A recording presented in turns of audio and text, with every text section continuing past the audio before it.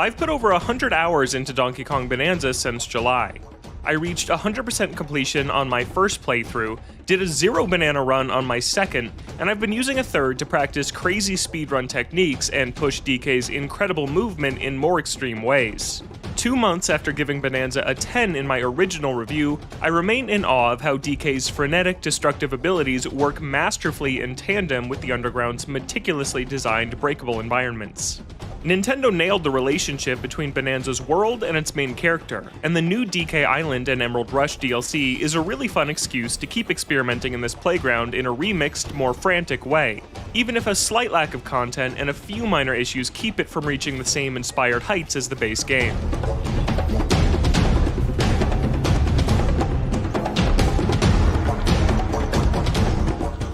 Before we get too far into things, a quick note. Bananza's DLC is only accessible after clearing the main story, and it acts as somewhat of an extended postgame. I'm not going to outright spoil Bananza here, but if you're still drilling your way to the planet core and don't want to know anything about it, you may want to come back to this review once you've reached the end credits. That said, you should also do so before you dive too far past them, because the DLC makes some helpful changes to the original endgame grind that you may want to know about. There are two intertwined halves of the DLC to discuss.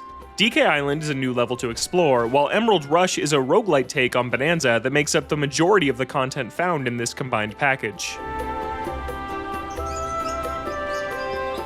DK Island is a wonderful love letter to Rare's Donkey Kong Country trilogy and Donkey Kong 64. It's a nostalgic return to where DK platformers really began, comparable to exploring Super Mario 64's Mushroom Kingdom and Super Mario Odyssey's postgame.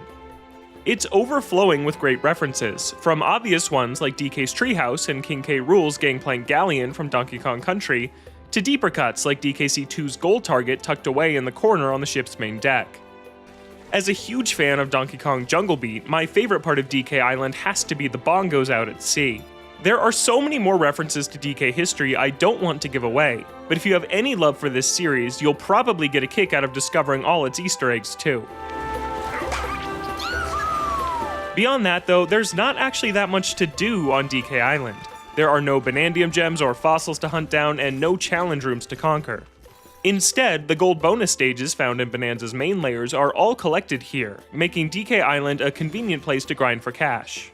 Bananza's original postgame sees Grumpy Kong demanding tens of thousands of gold pieces to unlock some of the final collectibles and reach 100% completion, and those who have access to DK Island will have a much easier time grinding than I did before the DLC was out.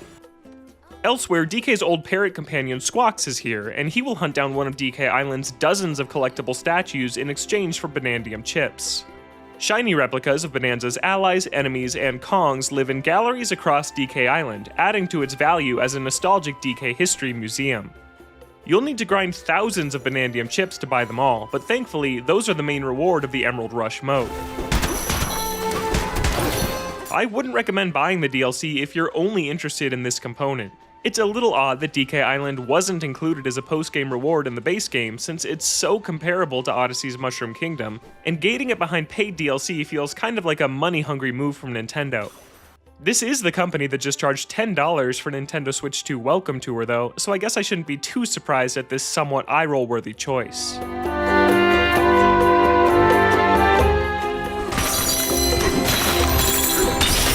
Fortunately, Bananza's DLC does a much better job justifying its $20 price tag in its Emerald Rush mode. Void Kong has found his way to DK Island, and he's moved on from his obsession with Banandium Gold to set his sights on a new prize, Emerald Ore, which is the exact same but green. Void hires DK and Pauline to collect as much Emerald Ore as possible, and this introduction includes some cute follow-ups and resolutions for Bananza's main story and characters. I've seen some online chatter calling Emerald Rush a simple minigame that should have been free, but it's much more than that. It's a fully featured side mode that turns Bananza's destruction-based platforming into a fun, replayable roguelite. Each run takes place across a series of rounds, ranging from 6 to 15 depending on the difficulty level selected, where you have 100 seconds to reach a quota of Emerald Ore to pay Void. If you don't reach the goal, your run comes to an end right there. If you do, you can keep working on your build for the rest of the timer to stock up for the next round, where the quota progressively multiplies. Emerald Rush feels like a combination of Splatoon's Salmon Run and Side Order modes. Personality-wise, it clearly takes inspiration from Salmon Run. Both feature a hilariously mean boss screaming at you to meet your quota through a walkie-talkie over increasingly difficult rounds. This is also Nintendo's first take on a roguelite since last year's excellent Side Order DLC for Splatoon 3, which notably also came bundled with a nostalgic hub to explore. It feels like Donkey Kong is following the exact same playbook, as Emerald Rush features dozens of perks that impact your score multiplier in a very similar fashion. Each run begins by stripping DK of all his skills, including his 5 Bananza transformations at higher difficulties, and it's up to you to power him back up while also gathering piles of emerald ore. This is done by frantically exploring layers, fast traveling around with a limited number of barrel cannons, collecting emerald bananas and fossils that restore DK's skills and give you the choice of one of 3 perks, and completing goals Void Kong assigns you at specific locations across the map. I love starting from nothing, giving me a place to put all of DK's high-level base techniques to use, and I found I was able to reach a lot of areas in really cool, satisfying ways.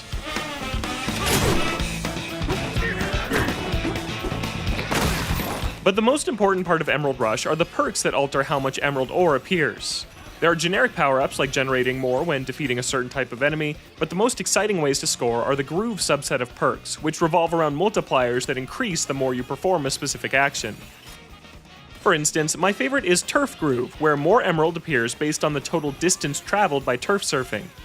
The second this perk shows up, my whole playstyle changes. Suddenly, I'm trying to get everywhere by turf surfing, which is a big challenge on denser layers.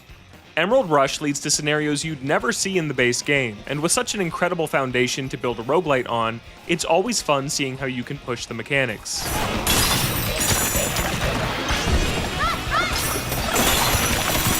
Stacking multiple perks like this on top of each other can lead to completely busted results, and I scored well over 1 million points on a few runs, where my target goal was less than half that. If you thought the base game had a lot happening on screen at once, Emerald Rush achieves a new level of unregulated chaos, like one run where I got tons of bonus emerald ore for defeating enemies as Zebra Bananza, leading to 30 minutes of sprinting around non-stop, destroying everything in sight to flood the screen with an overwhelming, borderline unbelievable amount of emerald ore. It's not always a breeze though. Like most roguelites, a lot of your success depends on what skills randomly show up, and I lost multiple runs by banking on a certain Bananza to spawn by building my perks around it, and ultimately failing when it never arrived. Speaking of Bananzas, Emerald Rush really rewards mastery over these 5 powered up forms, as knowing the best way to take advantage of their unique strengths and swapping between them on the fly results in a high skill ceiling fitting of an endgame mode. I do wish Emerald Rush went a little bit further with its abilities though. Seeing big numbers get bigger is always enjoyable, but with a few rare exceptions, there are no brand new abilities to find, and the perks simply make DK's already existing moves worth more points. It changes the scoring and the way you play, but beyond reclaiming powers I'm already very used to using in the base game, it never meaningfully expands the options available to you. The best roguelites make you feel more powerful throughout a run by giving you fresh moves as you go, and adding more exciting techniques to DK's toolkit could have elevated this from a good roguelite mode to a great one. Completing runs earns you piles of Banandium chips and rating points that unlock cute bonus costumes, more powerful perks in the rotation, and new layers to tackle. Emerald Rush doesn't take place in new areas besides DK Island. Instead, DK and Pauline return to familiar locations from Bananza's campaign. And one of the coolest parts of this mode is how it rewards you for being intimately familiar with these layers. Emerald versions of Banandium gems and fossils are found in the same locations as their counterparts in the main campaign. And knowing exactly where to find a vein of 3 fossils or a bunch of bananas makes Emerald Rush feel like a cool B-side to the main story. And the getaways you've built during the main story become essential fast travel points during a run, further incentivizing you to explore each layer to the fullest. I knew we could do it! In that same vein, Void Kong's objective will sometimes vaguely order you to do something like give Cranky Kong a high five. Unlike the usual orders, these objectives don't place a marker on your map, leaving it up to you to find them on your own. Thanks to my 100 plus hours and multiple playthroughs, it didn't take long for me to pinpoint Cranky hanging out on a big tree branch in the forest layer. I initially thought reusing areas from the base game would be a weakness of Emerald Rush, but the way it leverages your knowledge of familiar locations is a really smart, novel way to effectively reuse old content. Still, this is another place I wish Emerald Rush had added a little bit extra to keep things fresh. There are no new enemy types, and it never introduces boss encounters that could have nicely broken up the pace of runs that last up to 45 minutes.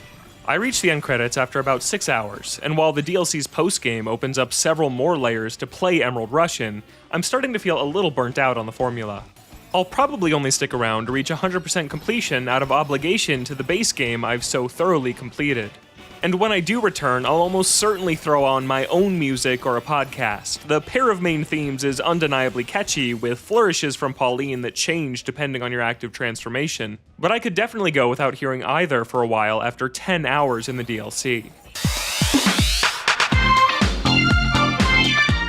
The best part about Donkey Kong Bonanza's DK Island and Emerald Rush DLC is that it gives me a reason to keep experimenting in one of my favorite playgrounds Nintendo has ever created.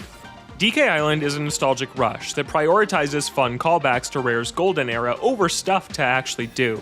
Despite the warm, fuzzy feelings I had while exploring, I can't help but think this would have been more fitting as a final post-game reward in Bonanza itself rather than DLC locked behind a paywall. But the bulk of this expansion is housed in Emerald Rush, which let me unleash DK's craziest parkour possibilities and strategically balance each transformation's strengths to set new high scores. Its perk system creates unique ways to play you'd never consider in the original campaign, and it smartly returns to old locations and tests your knowledge of important places in a way that feels like a fitting endgame counterpart to the main story. That said, I wish Emerald Rush had introduced more new abilities and enemies to keep me around a bit longer than the 10 hours I've put in so far. If you're hungry for more DK and aren't opposed to a remixed roguelite formula, Emerald Rush is probably worth the additional investment. Otherwise, Bonanza's DLC is an enjoyable but inessential expansion to DK and Pauline's grand adventure. For more, check out my full review of Donkey Kong Bonanza or our review of Kirby and the Forgotten Land Star-Crossed World expansion. And for everything else, stick with IGN.